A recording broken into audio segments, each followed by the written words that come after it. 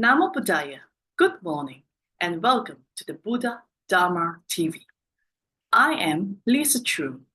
Before we begin our program, let us join a group of venerable monks paying homage to the Supreme Buddha. Namo tassa bhagavato arahato samma sambuddhassa. Namo tassa bhagavato arahato samma sambuddhassa. Namo tassa bhagavato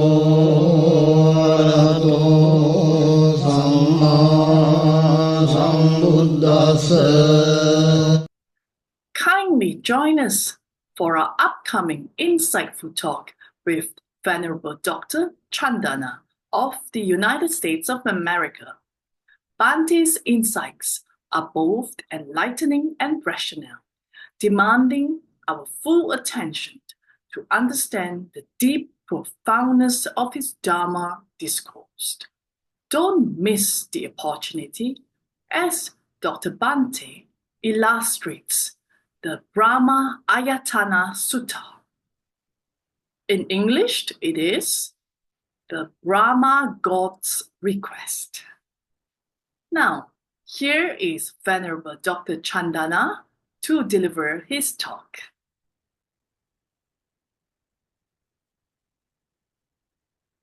Today we resume the Sutta Exploration Series. And in doing so, I wanted to have us go back to the event that made it possible for us to have the Dhamma in the first place. Oftentimes we think that all was needed was just for Lord Buddha to become the Buddha, and then he would start teaching.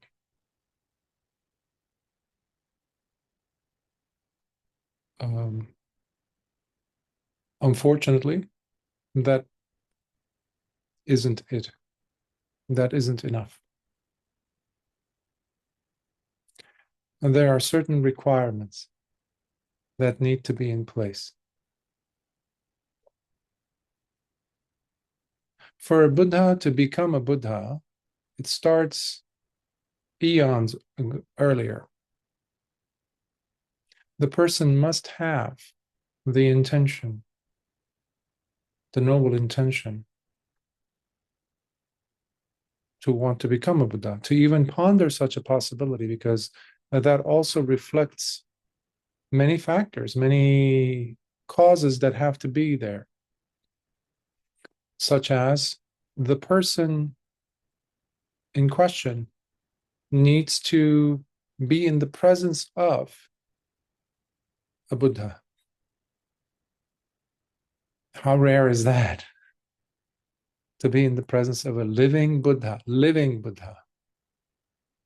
You can't be reading about it and then be moved and inspired and say, oh, you know what, that's what I'll become.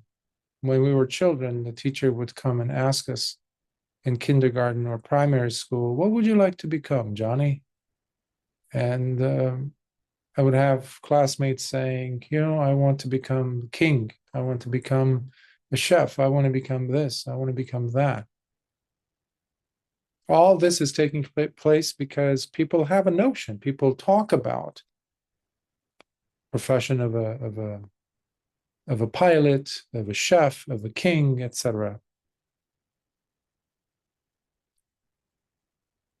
So within the cultural narrative, there needs to be the presence of a living Buddha, yes, but the conversation about it, pertaining to it, the possibility of it even, that's what it indicates. As we were talking some time ago about Anathapindika, all he had to hear was the word Buddha from his brother-in-law. And he kept on asking, what did you say? Did you say the Buddha? He says, yes. It wakes so many things up. So seeds, intentions from the past. So we have a tendency of looking just at what is happening to us right now in this time period, in this time and space. And that's it. We look at it in a very tunnel vision attitude, and we don't have the perspective to look at the depth of time and those people who have gone before us. So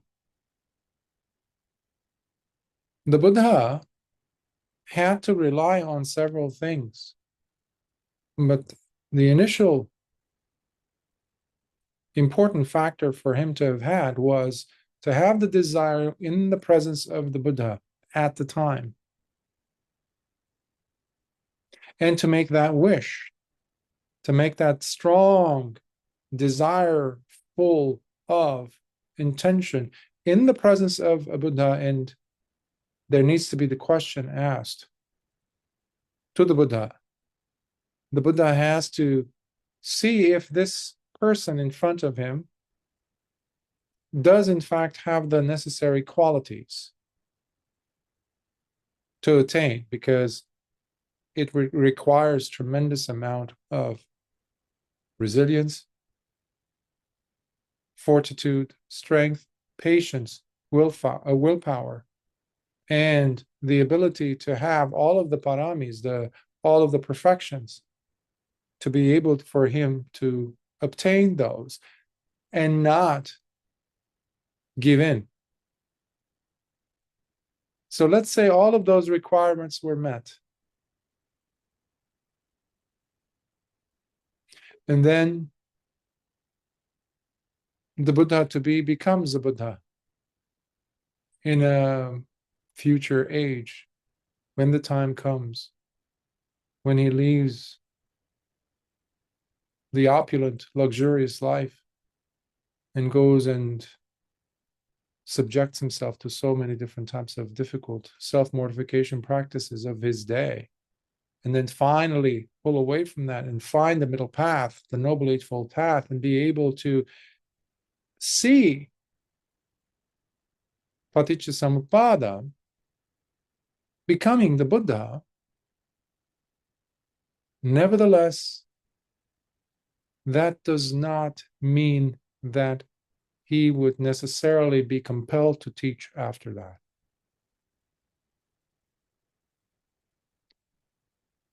There needs to be the necessary seeds in him to want to teach in the first place. To be inspired by the presence of a Buddha, living Buddha, when the person is making the intention to become a Buddha one day. That's what makes the person a bodhisattva. But they also must have in their hearts the desire to be moved enough by the teaching of the Buddha who inspired them in the first place, to want to help as many people as the Buddha was. Not to just be in the presence of that glory or to become that source himself one day. No, so many people have been touched by Lord Buddha. It's countless human beings. But the number of devas and brahmas who were influenced by him, when compared to the human beings who were influenced to the point where they too became noble disciples or even arahants, the numbers are, well, it's innumerable, countless. The suttas say, the commentaries say, but especially the suttas tell us that clearly. But how do you do that? Because the Buddha, when they become a Buddha, if they don't go ahead and teach, they will not lose the status of a Buddhahood.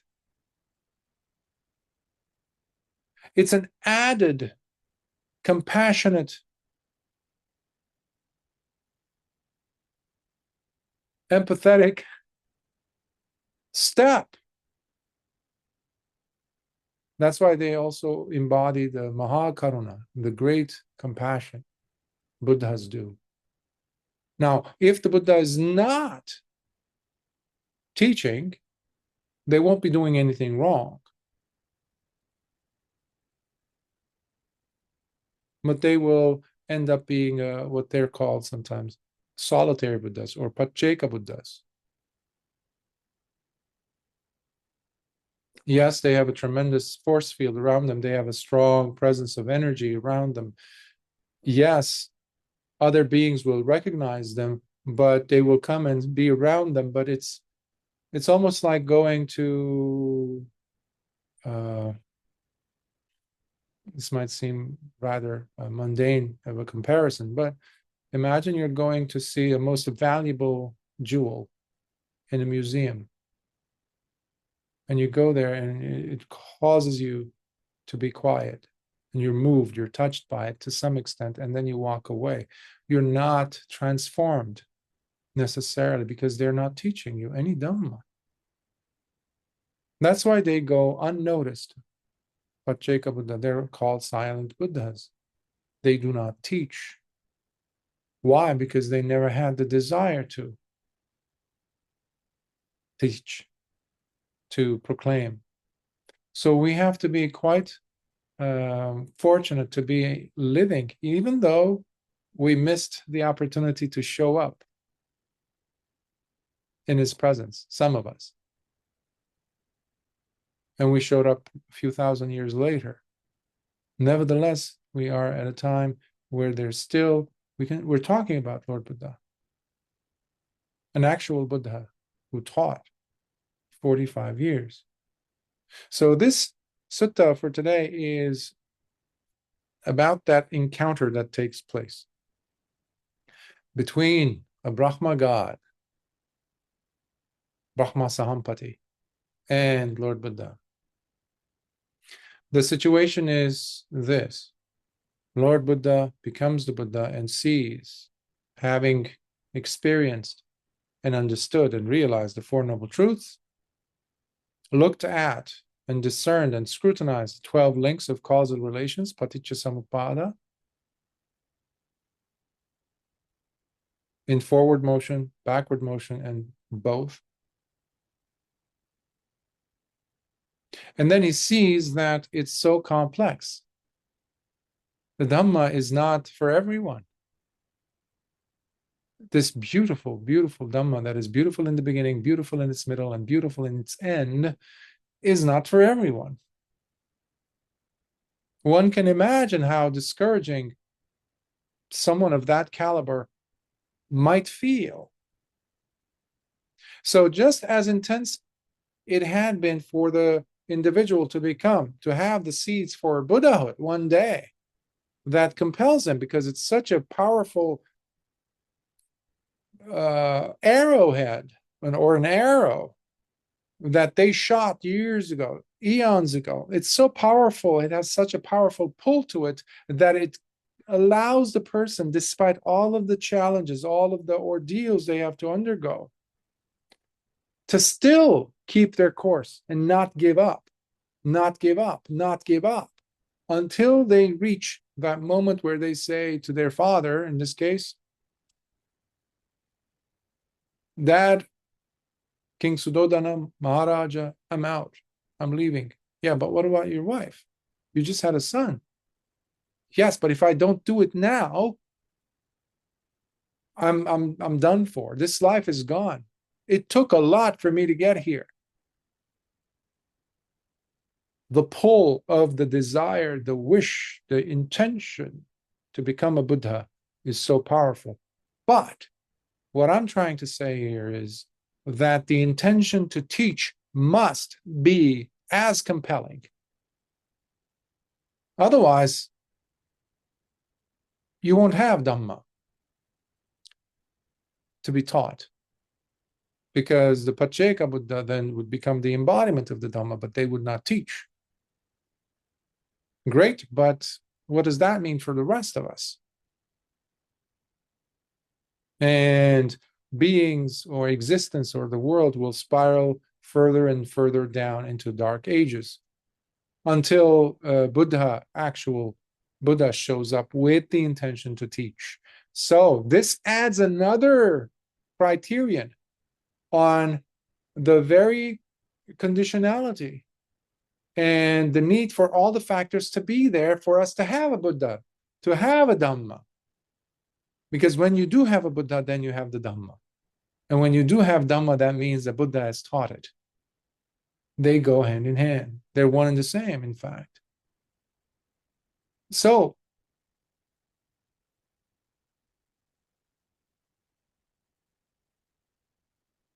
Buddha is looking at the world after attaining Buddhahood, and they have to gauge.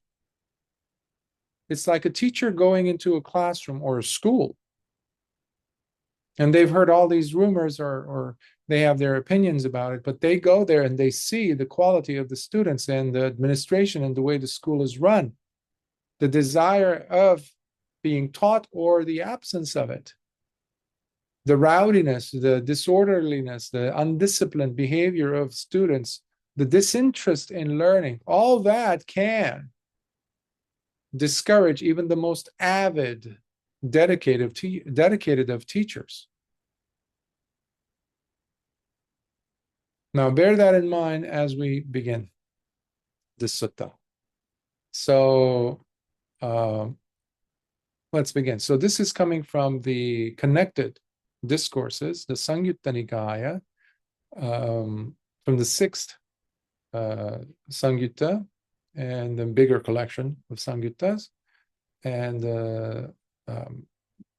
so which is the first one, Sagata Vagga Sangyutta. It has many, many subsections, and it's wonderful. And to have this, so anyhow, let's dive in. So Sangyutta Nikaya, Sutta number 6.1. From the Sagata Vagga Sangyutta, discourse is connected to verses. This comes from the sub-collection of Sangyuttas called the Brahma Sangyutta, the collections dedicated to the Brahma gods. There's different levels of Brahmas. Some of them you do see them in Indian culture, for example, Hindu culture. But they always are given the epithet or the characteristic of being immortal, something like that, and that's never the case. Lord Buddha revealed that they don't last forever. It might seem like it, but it's not. So Brahma Sangyutta would be the connected discourses pertaining to the Brahma gods, and this is from the Patama Vagga, the first section. The sutta's name is Brahmayachana Sutta. The Brahma gods request. Sometimes in English it's translated as the invitation. But it's more than an invitation, it's a request. It's almost like a begging request. Let's begin. This is what I personally heard. Once, after his awakening, the Blessed One was living in Uruvela by the river Neranjara at the foot of the goat herder's banyan tree. Then, while the Blessed One was in seclusion, the following thought occurred to him. This Dhamma I finally discovered is extremely deep, truly difficult to comprehend, let alone to penetrate and come to see or appreciate its depth and scope. For it is indeed excellent. It is sublimely peaceful, beyond anything the mind could conjure up, utterly transcending the confines of logic. It is so subtle that it can only be realized by the select wise.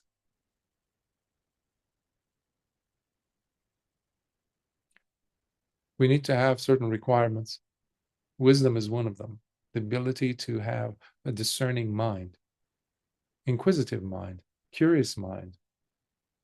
But all those to allow us to get to the bottom of things, not just to feed our curiosity, but to transform our lives, to make our presence here in life count. And yes, dukkha helps us to get to that sharp edge of the arrowhead, to make a choice, to make a decision, to want to get to the bottom of things, not to buy what people are giving us, selling us, because it's priceless. It's excellent. Okay. So this is his realization, is okay, let me look at this prospect. It's so complicated, but it's also very elegant.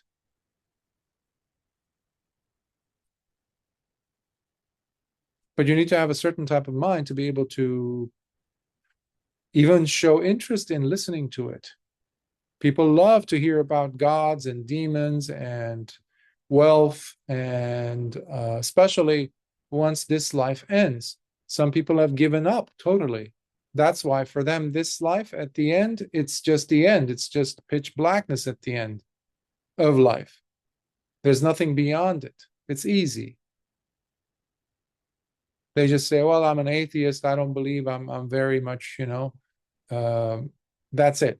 Lights out, we're out. Anybody who believes beyond that, there's something beyond that point, they're just naive. I'm just very rooted in this world, in this material world, and I'm happy with that. And I'll practice morality, ethics, but that's it. And I will make the most of my life, enjoying this and that, seek pleasure. Most celebrities do that. Most people who are, individuals in the public eye,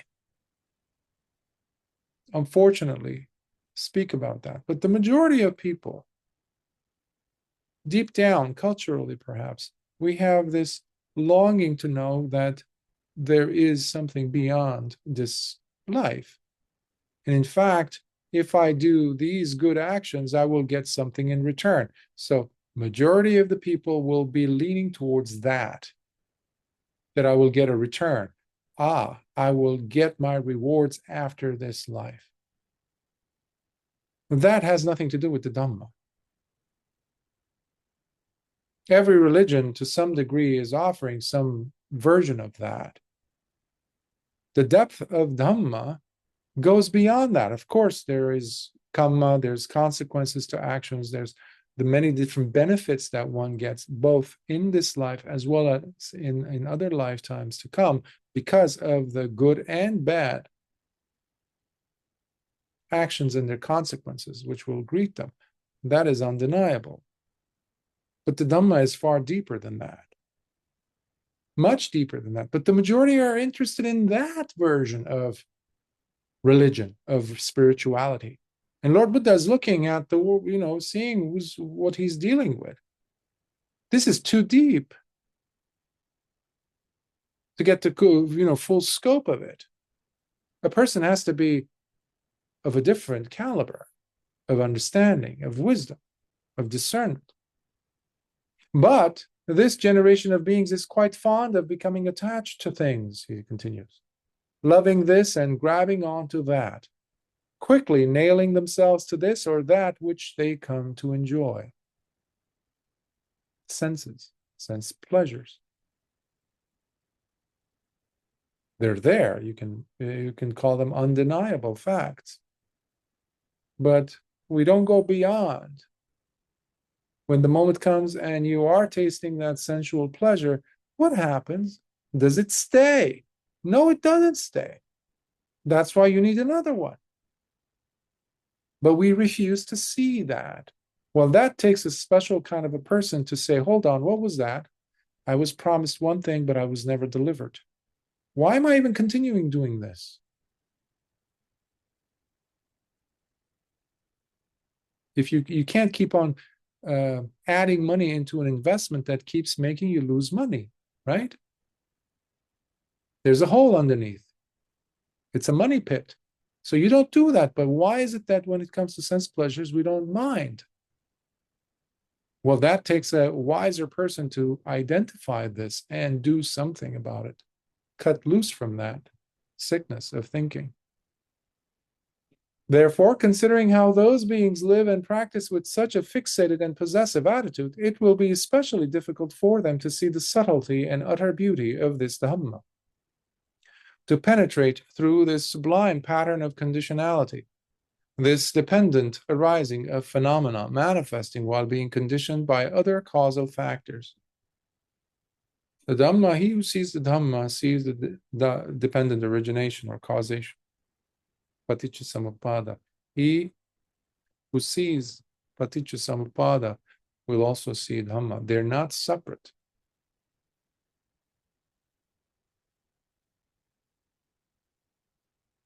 As a result, it would be truly difficult for them to comprehend the stilling of all habitually driven internal preparations, sankharas, the relinquishment of all assets, upadhi, the very ending of craving and the thirst for more, the fading away of passions, the experiencing of cessation, of Nibbana supreme. This verse, you get to see it in different contexts throughout the suttas. And if you could just recall that, it puts you back online with your path when things become difficult or you're overwhelmed with anything.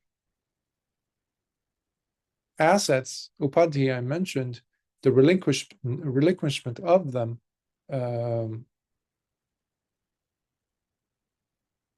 has to do with the things that we identify with and call them our own. This is mine. These are my feelings. These are my attainments. These are my achievements. These are my titles. These are my memories. These are my relationships. These are my assets, basically, which we think that they last forever, or at least so long as we're alive. Even when we're dying, we are carrying those assets. Sometimes you see military individuals or people who have been given accolades while alive, medals and things. And if they're a big shot, basically, before the casket is moved or carried on a carriage or something, I used to see this on news and things. And I asked my dad one time, like, what is that on the pillow? Like somebody's carrying a pillow, and on the pillow or there's this frame of things and it has medals. And he's like, what is that? He's like, oh, those are the medals and things that they were awarded while alive. So the person is showing off their assets and not showing off the real asset, which is the dead body coming behind, a few meters behind them. But we do this all the time. We fall back on these assets that we can see and relate to much more than we do with the sankharas, which are hidden, the drives that we have, the habitual drives. So he's saying these people are stuck, these beings. So if I were to explain to beings this wonderful Dhamma, they would simply be unable to understand it. In fact, they might very well misunderstand or misconstrue what I would be instructing them. And this itself will be quite discouraging and unnecessarily troublesome for me. Imagine you're teaching something, you're explaining something. You don't have to be a teacher. You could be just talking about something and a person comes, or you're talking to colleagues or friends or some people, and you're explaining to them what you saw. But there's always some, there's this yeah, but attitude. Or explaining it away, I don't buy what you're saying. Or, but it could have been something else that you saw, type of a response. Enough so that it will kill any desire for you to explain it any further. You're going to ask yourself, what am I doing here with these people, these ingrates? I'm in the wrong crowd. I should just keep my mouth shut and just nod and say, yeah, you're right. You know what? You're right. Absolutely right. And I won't speak. That's also perhaps the attitude of a Pacceka Buddha. He's like, okay, I've given up. So Lord Buddha is at that point, and this is called the great hesitation. Hesitation.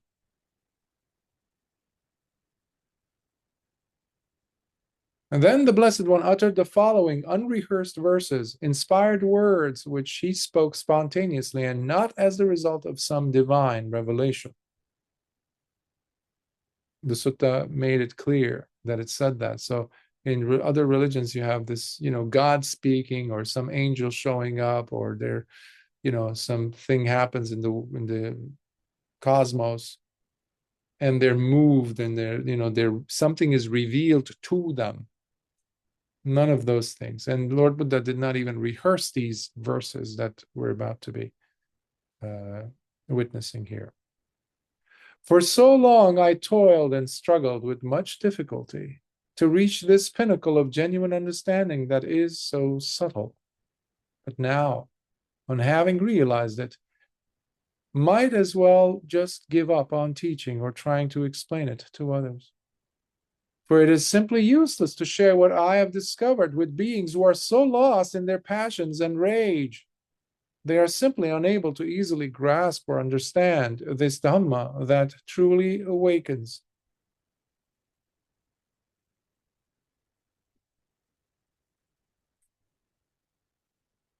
After all, this Dhamma goes the other way, flowing in the opposite direction to what beings are used to seeing in the world. It is deep, but clear, yet intricately elegant, and so very subtle to behold. It is no wonder that those who are lost in their passions, holding them near and dear to their hearts, can never come to witness nor taste the Dhamma that frees, so long as they keep themselves deeply buried beneath the massive mountain of ignorance. It's a sad realization when you see that this is what's happening around you. And Lord Buddha was like so eager because this is unimaginable. The Dhamma, finally he realized it. And then you look and it's like, there's no receptacle for it. Nobody to be able to receive it, be interested in it, want to hear it, let alone practice it.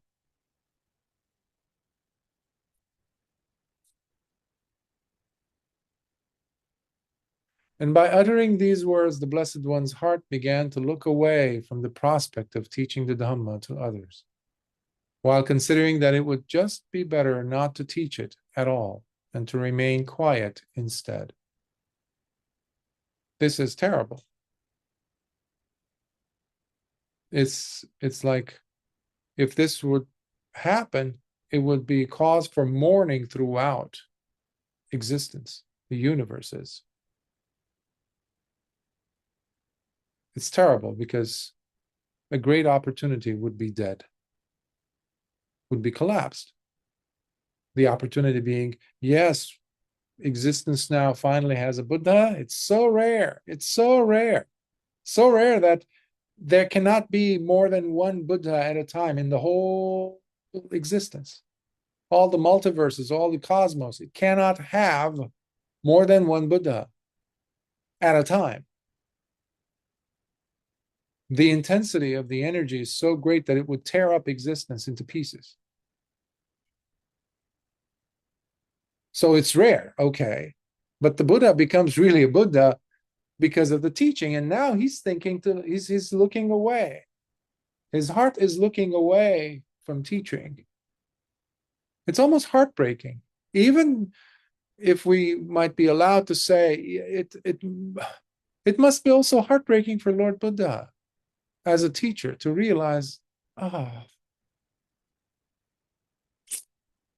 like that teacher who went to the school and saw what he's going to be dealing with, and sees that this is not a good place for, it's not ready. So that teacher will turn around and walk away from the gates of the school without having taught a single word. However, this is where it changes. Right at that moment, on becoming aware in his heart of the Blessed One's thoughts, the Brahma god Sampati was quickly jolted with the realization. Oh, how terrible it would be. What a disastrous loss for the entire existence. For existence itself will surely be lost, doomed in its future prospect, for certain, if indeed the Tathagata, the perfectly self-awakened Buddha's heart is firm in looking away from the prospect of teaching the Dhamma to others, by deciding not to teach it to beings at all, and to remain quiet instead. Then, just as quickly as a strong man would stretch out his arm, or flex it back and pull it back towards his body, Brahma Sampati instantaneously vanished from the Brahma world and reappeared in our world, right in front of the Blessed One. And with utmost respect, Brahma Sampati arranged his upper robe over one shoulder, and by kneeling with his right knee onto the ground, with both hands raised in Anjali towards the Blessed One, he spoke these words. This is how they first do this, and then the hands. It means that you're fully present. You mean, this is not a ritualistic thing. You mean every single gesture. Thoughts and feelings are being expressed without words at this point. You're beginning, you're approaching. There's a protocol. But it's not just formalities. Brahma Sampati was moved to his core at the terrible prospect of such a happening, such an occurrence where there's no Dhamma. Meanwhile, all of the Brahma gods, the Devas, were so happy, jubilant, as we saw in the Dhamma Chakkapavattana Sutta some years ago. Lord Buddha, when he set the wheel of Dhamma in motion by teaching it, all of the classes of Devas, all the Brahmas were celebrating. That celebration was still going on. The awakening, especially when Lord Buddha taught the Four Noble Truths and the Noble Eightfold Path, that's when we had Anya Kondanya, the first one to actually see the Dhamma and becoming a Sotapanna. That hadn't happened yet, but the awakening had happened, and that had created such a reverberation because there's an earthquake in all of the realms, not just on this realm, when the Buddha attains Buddhahood. Now imagine that has happened, and everybody's so, especially Brahma Sampati, who is not a noble disciple anymore, but the way I understand it, he was already set solidly on the path, on the Dhamma, basically. He was awakened. But this was terrible news, and that's why he immediately showed up in the presence of Lord Buddha. And with his hands in Anjali said, "Teach the Dhamma, Bhante. Please, let the Blessed One instruct and share the Dhamma. Please, Lord, let the Holy One teach the sublime Dhamma. For there are beings in existence who have only a little bit of dust in their eyes. Little dust in their eyes. They are losing their valuable time and opportunity in being reborn in conducive states. Yet, without hearing and listening to the Dhamma, they will surely perish."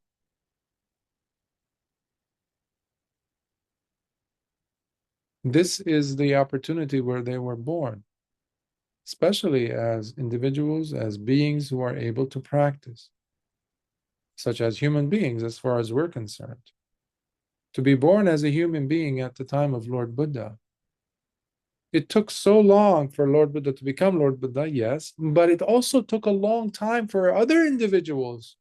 This is something we don't think about, who had the desire to be at the presence of a Buddha and to hear the Dhamma, so they too break free. In past lives, they had made that intention as well.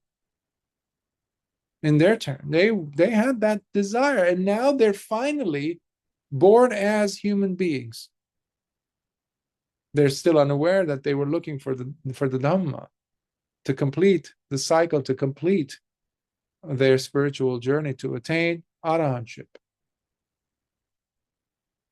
And if Lord Buddha did not teach, that would be the end for such individuals' prospects of attaining in that life, at least. They're going to have to wait for so many other, more billions of lives in order for another future Buddhas to show up.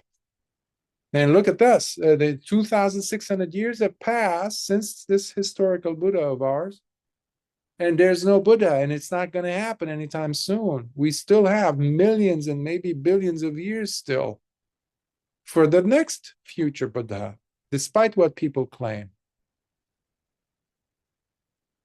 It's not happening anytime soon.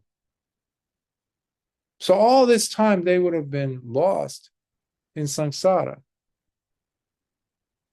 So they're losing their valuable time, Brahma Sahampati is saying, because they have the right conducive environment to practice. Well, if there's no Dhamma, how are they going to practice? Just sila, just giving dana, just doing kusala actions, okay. But there's no wisdom. There's proper conduct, yes, but there's no penetration into insights. There is no understanding of the reality of anicca, dukkha, anatta. Only a Buddha can teach that.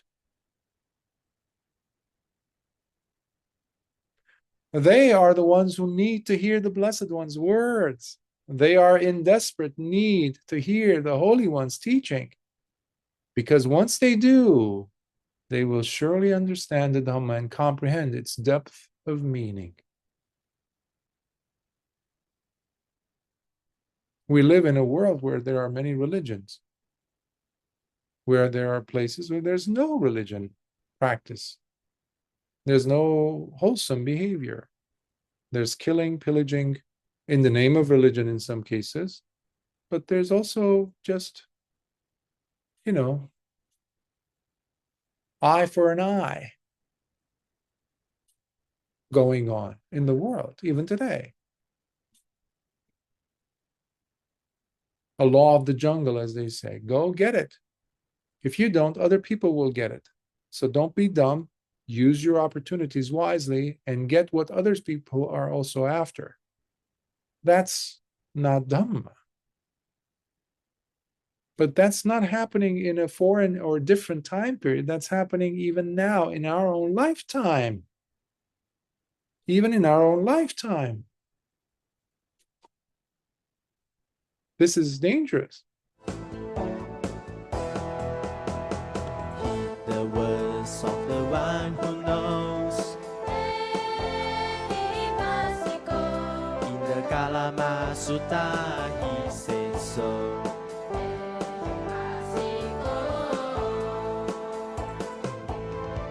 Don't you wanna know the way out of worldly woes? The path can only be shown to you. It has to be taken by you.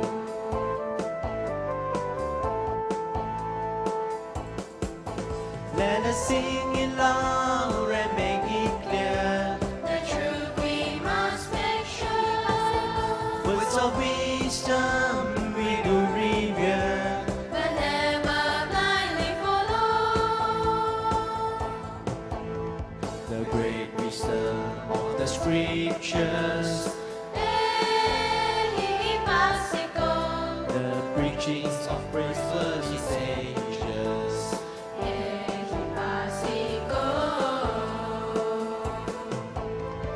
Practices and traditions do not take for granted. Sharpen up your inquiring mind. Peace and freedom you will find.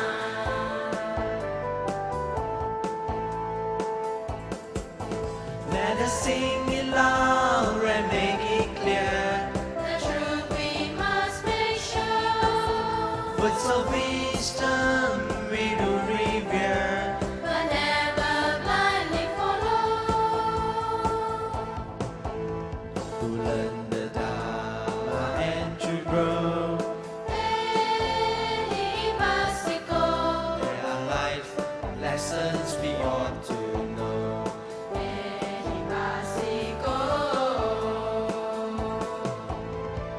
seek counsel of the worldly and wise, contemplate and analyze for all the things that arise, originate in the mind.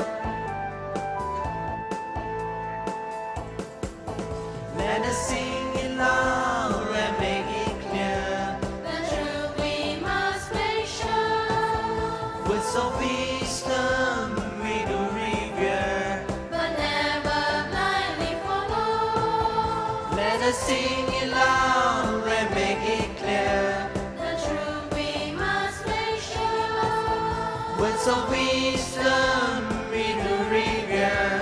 but never, never, ever Blindly follow. The most venerable Balangoda Ananda Maitreya Nayaka Thero was a Sri Lankan scholar monk. He was a prominent figure in the Theravada Buddhism during the 20th century. Through his meditation, he was believed to have achieved one of the highest levels of spiritual development within the Sri Lanka Sangha, Buddhist monastic order. So, he always said he still had much to learn. However, he lived a modest life in a secluded monastery, making him later known outside his native country. He passed away in 1998 at the age of 102, 26 years ago. We are fortunate to broadcast one of his talks entitled Metta Meditation, which means meditation on loving kindness.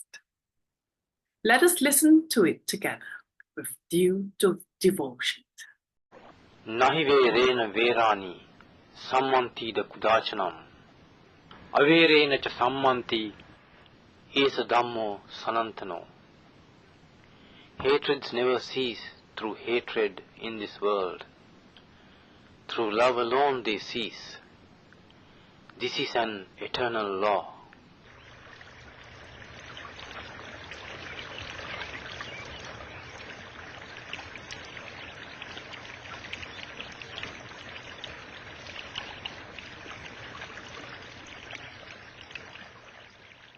Loving kindness, a Dhamma talk by Most Venerable Balangoda Ananda Maitreya Thero.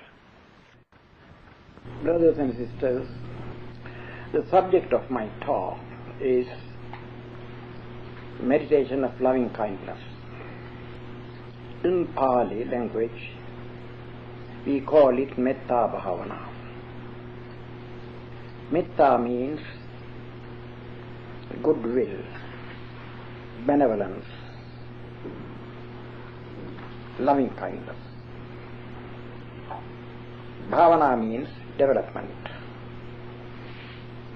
So, Metta Bhavana means development of loving kindness, development of goodwill, development of benevolence.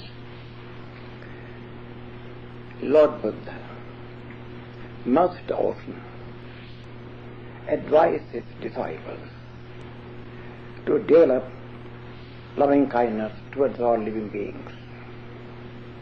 In Metta Sutta, he said, Mata yathaniyam puttang ayusa eka putta manurakhe evampi sabba bhutesu manasang bhavaye aparimana. This means, just as a mother loves her own child and she is always ready even to sacrifice her life to take care of her child, just as that mother, you may try to practice loving kindness towards all living beings. This is the Buddha's advice. On another occasion, advising his disciples, the monks, the Lord Buddha said, suppose some cruel people, some robbers would come to you and with a double-handed saw they may tear your body piece by piece. Even at that time, even at that moment, if you get angry, you are not my disciples. Even at that moment, you must try to control your mind, your heart, not to get angry. You may feel pain, but don't be angry. To such an extent, you have to develop your mind by means of the practice of love, loving kindness. He advised his disciples to think with loving thought, to speak with loving words, loving speech, to act with loving kindness, to think, to speak, to act, always with love, never to get angry. According to Buddha's teachings, there is no just anger. Such an anger is not found in Buddhism. Anger is anger. There is no righteous anger. Anger wounds your heart, your mind. It is a weakness. It is an unwholesome state that arises now and then in your heart. So, everybody who likes to develop himself spiritually must try to control his heart and mind so that no anger should overcome their heart or mind. When he was expounding the value of the practice of loving kindness, he said one time, a person who develops loving kindness is loved by all people. He may sleep happily. He may have a sound sleep. He would wake up happily. Happily, he would die. He won't suffer from any pain. And after death, he will be reborn into a happy abode. This is the advantage, the value, the merit of the practice of loving kindness. Sometimes you may feel to practice loving kindness towards all alike is somewhat difficult. Well, actually it is difficult. But we must try as human beings to get over all these difficulties. We have to conquer all weaknesses from our heart. There are so many weaknesses, unwholesome states that arise in our heart. We have to overcome them. No sane man, an intelligent, doesn't like to be hated by. You know that you like to be loved by others, and you don't like to be hated by anybody. That's the nature. Let alone human beings, even animals. Those dogs which you keep near you as your pet animal, you like to be loved by that dog. So every animal likes to be loved by others. Some animal is harmful to human beings when they suspect them. Otherwise, even lion so horrible creature when he feels the other one loves it. Actually, it loves the man. The loving kindness, well developed, make any animal loving the person who develops that. The Lord Buddha said that every man must think that he likes to be happy. You know, you like to be happy. At the same time, you must think of others. You must consider that all other people also like to be happy. Not only you. At the same time, you don't like to suffer from any kind of trouble, any kind of tribulation, any kind of worry. You don't like to be worried. You don't like to be like to undergo any kind of trouble. Every other being, every other man also is like that. One day, the Lord Buddha visited a village. The villagers gathered round him and said, "Venerable Sir, we can't practice higher spiritual things. We live family life. Some of us are traders. Some are farmers. We are businessmen. We have no time to practice higher development, to do higher development. I mean higher spiritual development. We want to live a family life, a peaceful and happy family life. Here in this life, this time, in this life we want to be happy, and also we want to be reborn into happy abode. Only this much we want. Please advise us," they said. Then the Lord Buddha asked them, "Well, I'm ready to advise you. I ask you one question. Suppose somebody would come to you and try to hurt you, try to kill you. Do you like to be done that killing? Do you like to be killed by them? Do you like to be hurt by them?" "No, Venerable Sir, no." "Well, other people also are like that. They also don't like to be hurt or killed or harmed. They are just like you. Therefore, don't do a thing to others which you don't like to be done to you. Regard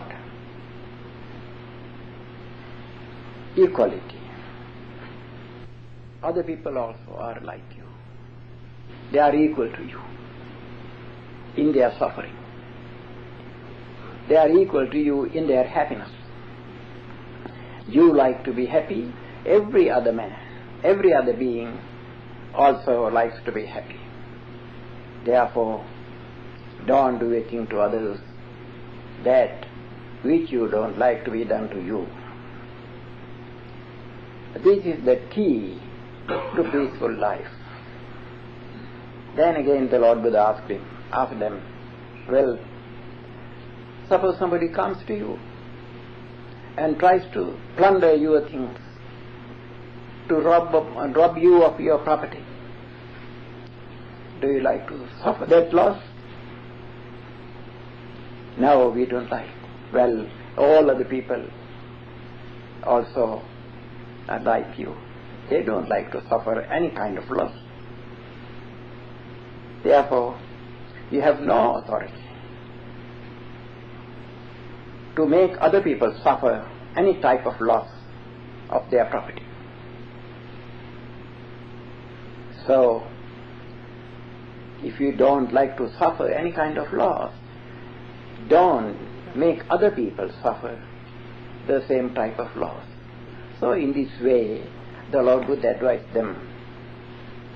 First of all, think of yourself. How do you feel? You like to enjoy a happy life. Other people also like to enjoy happy life. You don't like to suffer from any type of trouble. Other people also don't like to suffer from any type of trouble. Therefore, comparing your happiness with other people's happiness, and at the same time comparing your trouble, your suffering with the suffering of other people, don't do any harm to anybody, but do help to others. Help other people as much as possible. Try to abstain from harming others. Extend your goodwill towards others. Wish others' well-being. Wish the welfare of other people. Be full of benevolence. So, this is the advice of the Lord Buddha. Well, if you practice benevolence, goodwill, loving kindness in this way, if you do it regularly, at least 30 minutes a day, or evening and morning, 15 minutes at least in the beginning, you will feel there would come upon you a great change. Your environment also will be changed. There will be a very good environment, very happy environment. If you want to keep your house in peace, to keep all the members of the family in peace, practice loving kindness regularly. Try to control your anger. It is natural that man sometimes gets angry. There are so many things that he has to face. There are so many disagreeable occurrences, disagreeable things happen now and then. Sometimes you feel hurt, but try to control yourself, because human nature to do some wrong, it is a weakness. This weakness is a human nature. Even sometimes he also may have some sort of weaknesses. In the same way, other people also may have various types of weaknesses. They may make some wrong. You also sometimes make some wrong. Therefore, if I understand that I am not perfect, I also make some sort of wrong things due to my weaknesses. If I know that, I must understand that other people also are like me. They also make such mistakes as I do. I am being fallible. Why should I get angry when I find another man is fallible? When I know that I am not perfect as yet. When I find any weakness, any imperfection in others, why should I get angry? I am not perfect. Similarly, other people are not perfect. So there is no reason, there is no cause, a just cause to get angry at all. So we must practice forbearance.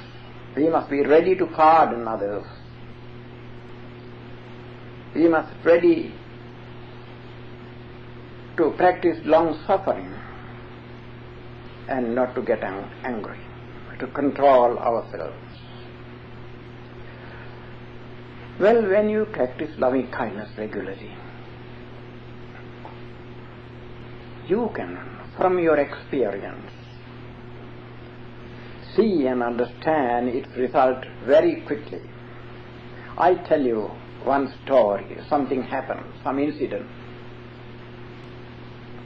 I suppose some of you know of late Anagarika Dharmapala, that great Buddhist missionary.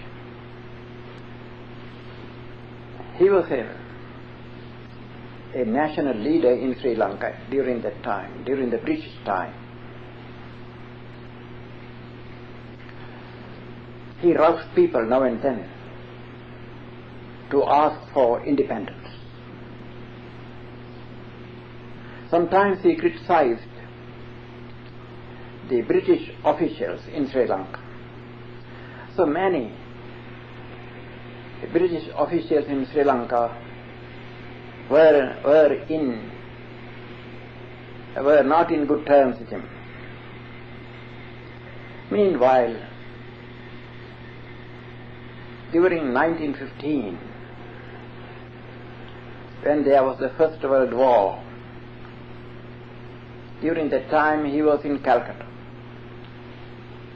He was building a new Buddhist monastery there. During this time, there started some struggle between Sinhalese and Muslims. So the government happened to pass martial law, and many Buddhist leaders, Sinhalese leaders, were arrested by the government. And the Inspector General of Colombo sent a cable to the Inspector General of Calcutta to arrest Anagarika Dharmapala at once and to send him back to Sri Lanka. So the Inspector General of Calcutta phoned to Mr.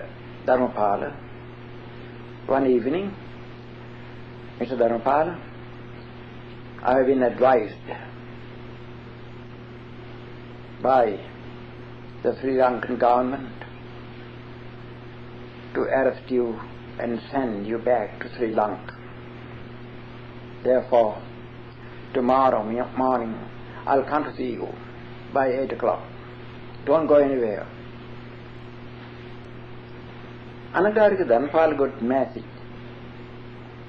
at about 5 o'clock in the evening. So he was thinking, what am I to do? If I go to Sri Lanka this time, immediately I would be shot. Many Sinhalese leaders were shot. So the same fate I will have to face. I have to meet the same fate. What am I to do? So he was thinking. He's a thorough-read person. He has read Buddhist literature very well. So he remembered something said by the Buddha about loving kindness. How to use this loving kindness for one's safety.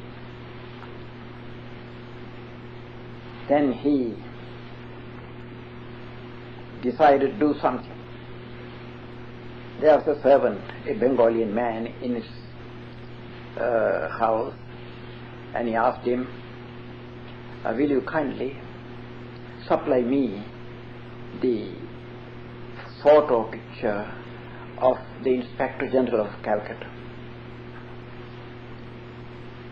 Most policemen were Bengalians,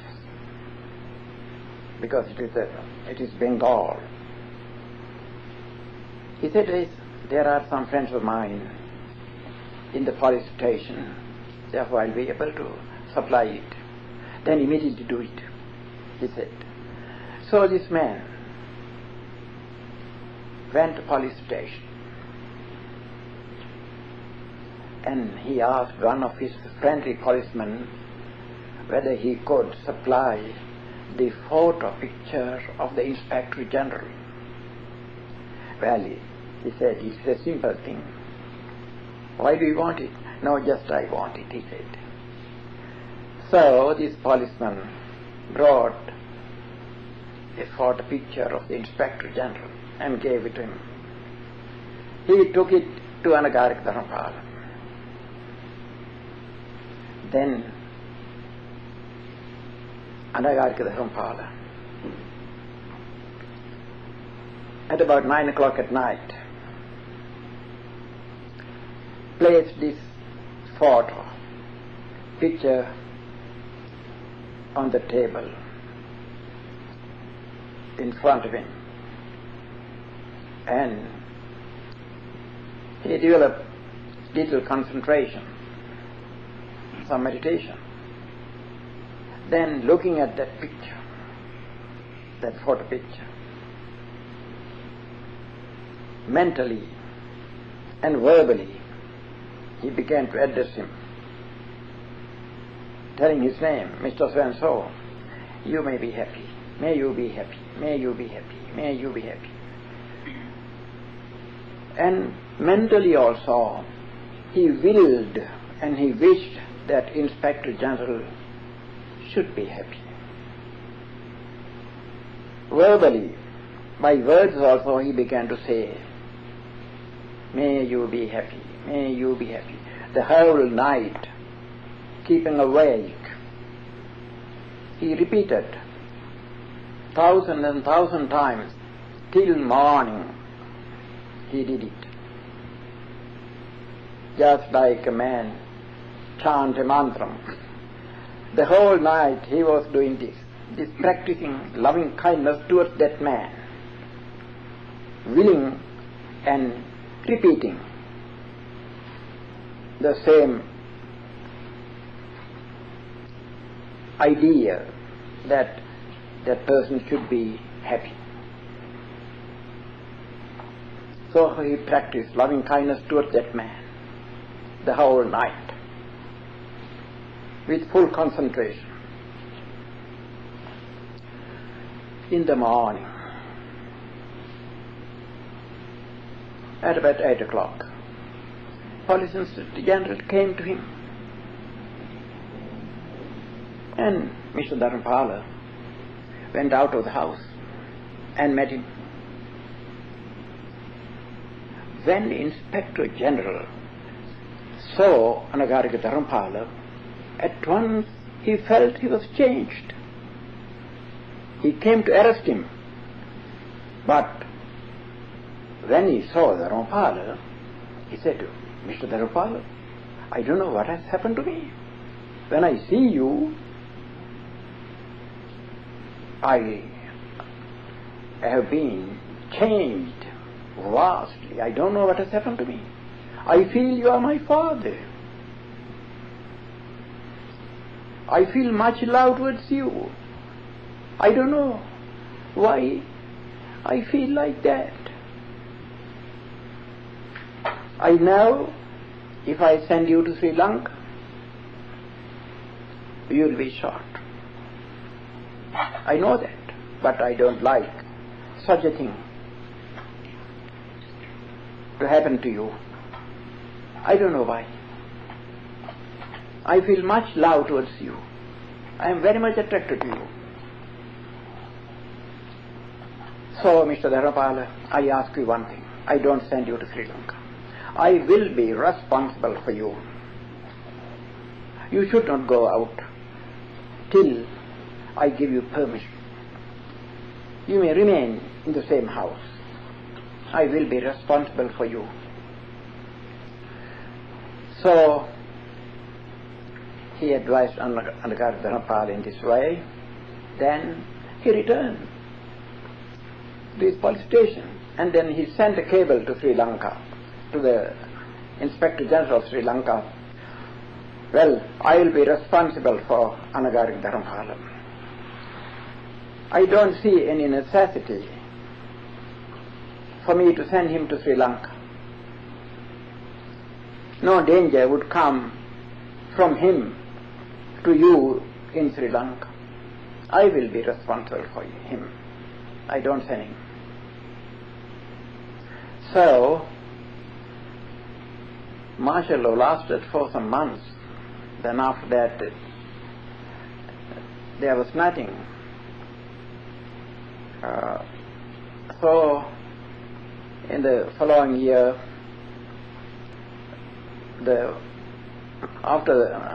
when the First World War was over, it came to an end. The Ananda Dharmapala could come to Sri Lanka. It is at that time I met him. I was in Colombo at Ananda College at the time. I was teaching there. So I met Ananda Dharmapala. And I was just talking about what happened during the wartime, whether it didn't affect him and so on. We were just discussing, and he told me this story, how he saved himself from untimely death by the power of the practice of loving kindness meditation. He told the whole story as I have mentioned now.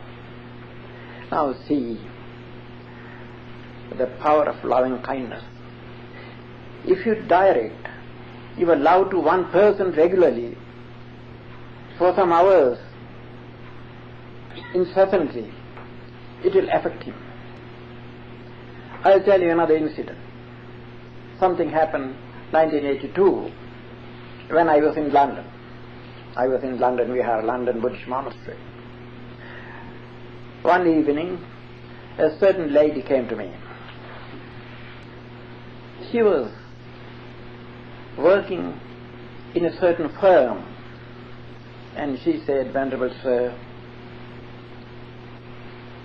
my husband has gone away from me. He is angry with me. I have to look after 2 children. I have to give them education. I am working in a firm, but unfortunately, the owner of the firm, the head of the firm,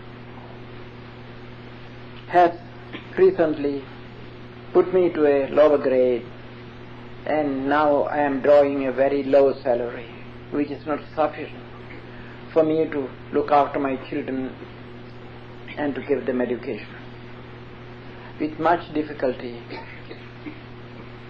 I am carrying out my work. I am maintaining my family. Please do some help to me. If you know any charm, any mantram, please do it to me." Then I said, "I don't know any mantram." "Well, I can advise you to do something if you have self-confidence enough." She said, "All right, I believe you. Your instruction, I follow." Well, then I said, "Can you get a photo, picture of your head of your firm?" "Yes, I can get it." Every evening at regular time, and every morning, early morning at about 5 o'clock, regularly, every day, place that picture before you. Think this way. Now, even though you draw a low salary, it is because of him. It is he who gives it. Therefore, don't get angry with him. Be kind to him. And now, looking at that picture of your head, that the head of the firm, mentally say and use your words also, verbally also. You may practice this loving kindness. You may say to him, "May you be happy. May you be happy." This is the mantra. and do it every day at least 30 minutes at regular time. Do it continually at least 1 month, then you will see the result. This is a very practical thing I told her. So she went away, and after about 2 weeks she came over to me and said, "Venerable Sir, your instruction is very successful. I had forgotten it." I said, "What's the instruction I gave you?" "Well, on such and such a day I came over here. I told you what had happened to me." So she told the whole story. Then I remembered. Then I asked, "What has happened?" "Well, I practiced to the very letter, as they have advised me, the practice of loving kindness. I did it continually every day at about 8 o'clock at night at regular time. For about 30 minutes I continually practiced this loving kindness towards that person, head of the firm. So for about 2 weeks I did it continually. After about 2 weeks, when I was working in the firm, casually this gentleman was passing from place to place, passing from his workman to workman. Then he came over to me. Seeing me, he asked, "Are you working here?" "Yes," I said. Then for some moment he was looking at me and said, "Well, this is not sufficient for you. Come after me." And he took me to some other place and put me to a higher grade and raised my salary. And now I am drawing much salary, too much. That is due to the practice of this loving kindness, she said. It is very powerful, more powerful than any kind of mantra, she said. Then I advised her, "Now your husband is against you, he is somewhere else. Do the same thing towards your husband also, and he will return to you." So these are the things I know, and I tell you from my practice. These are practical. If you direct your loving kindness towards one person, even a horrible enemy will be friendly to you before long. To make anybody friendly with you, practice this loving kindness towards him. Well, from the bottom of your heart you have to do it. Not only by wording. Mere wording is not enough. You have to think. A remnant of anger should not remain in your heart about that person. You have to love him fully well, perfectly well. Then, after the practice for some time, your practice will affect him. He will be very friendly to you. If a person practices loving kindness regularly, every evening at least, even for 15 minutes at regular times, if you do it, you can see from your experience what a peace would reign over your family. All the members of your family will be very happy. They will be very obedient to you. Your loving kindness will affect them. When you practice this loving kindness towards the people in the neighborhood, then before long all the people in your neighborhood will be very friendly to you. If you extend this loving kindness still further, still farther and farther away, then those people will love you. If the nations, as their religious practice loving kindness towards all other nations, unselfishly and honestly, there won't be any war or any kind of disagreement among nations. But unfortunately, our people who follow different religions, they don't see the value of this practice of loving kindness. Even our Buddhists, who are in Sri Lanka, majority, they don't know the value of this.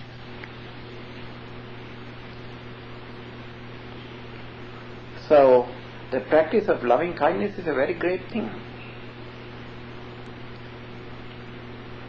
Because of his loving kindness, his mind, his heart becomes pure. It is purified. The practice of loving kindness is a way to purify your heart to a great extent. When you walk, when you see any man, or number of men if you meet, yes, mentally you may wish their well-being. You have to wish their well-being, welfare. Be benevolent of them. A real follower of the Buddha, if he actually follows the teachings of the Buddha, he can't get angry with anybody. For whatever mischief or mistake a man has done to you, you must understand,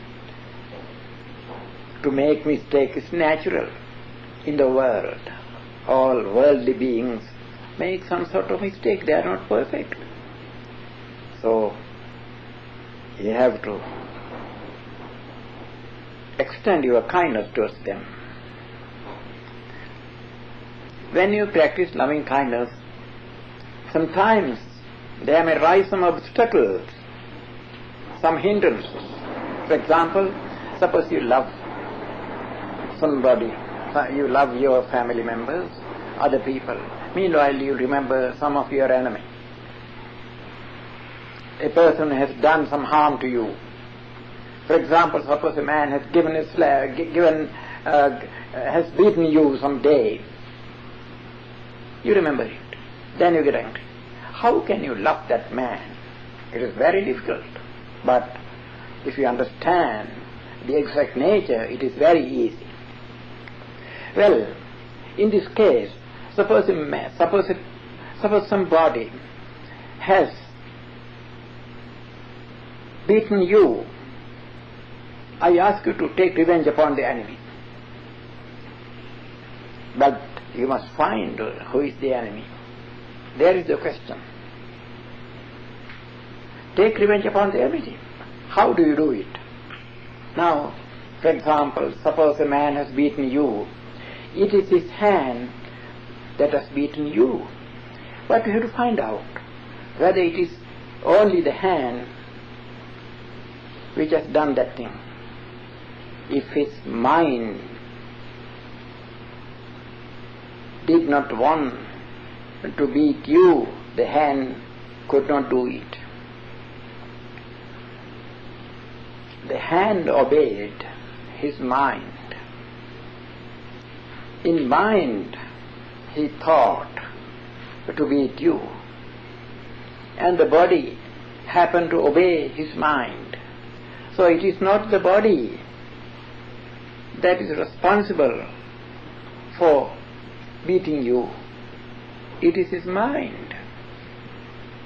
Suppose a car has stricken somebody.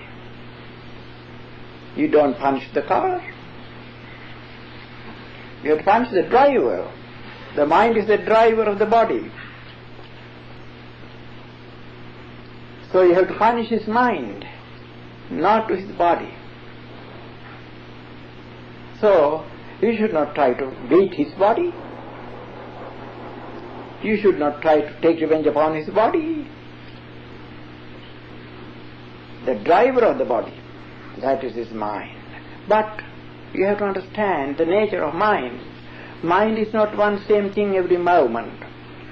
It is a stream of thought rising and vanishing. At one time, good thoughts may arise. At the other time, bad thoughts may arise. So, momentarily, every moment, the thoughts rise and vanish. In some thoughts, there may rise anger. With such a thought, or with the anger that has arisen in a thought, that person has beaten you. So the whole thought is not responsible. It is the anger that has arisen which has caused that person to beat you. It is his anger. That's the enemy. Enmity is not appeased by returning enmity. Enmity is appeased by returning amity. That means love, loving kindness. This is an eternal law. That means be kind to your enemy. Be kind to the person who has done some harm to you. Then, if you show kindness over and over again, then he may repent for what he has done to you. Someday he will come to you and ask to pardon him for his fault. And he may be the greatest friend of yours someday. So the enmity is to be killed by your practice of kindness, practice of loving kindness. This is an eternal truth, eternal law. So the Lord Buddha said. Let us sing it loud and make it clear. The truth we must make sure. Words of wisdom we do revere. But never blindly follow. To learn the Dhamma and to grow. He must go. There are life lessons we ought to know.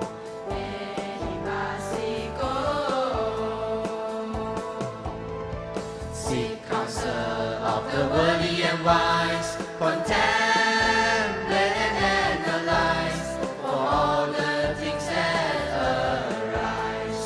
Originate in the mind.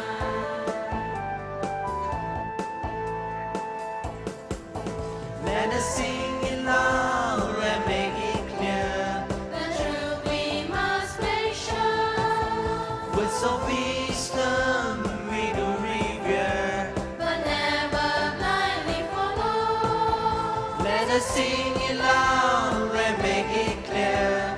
The truth we must make sure. Words of wisdom we do revere. But never, never, ever Blindly follow.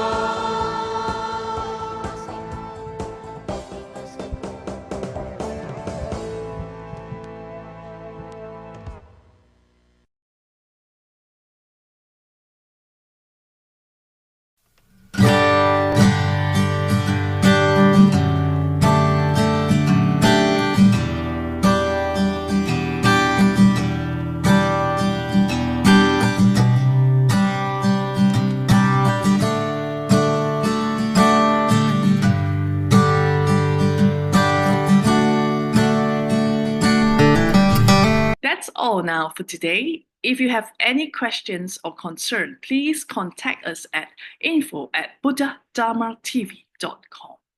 We work hard to share the noble, peaceful, and sublime teachings of the Buddha with you, helping you pursue the spiritual path under his wisdom. Please encourage and support those interested in the rational and enlightened teachings of the Buddha. Thank you for watching. We believe our programs on the Buddha Dhamma TV will inspire peace lovers around the globe. Good night. Namo Buddhaya.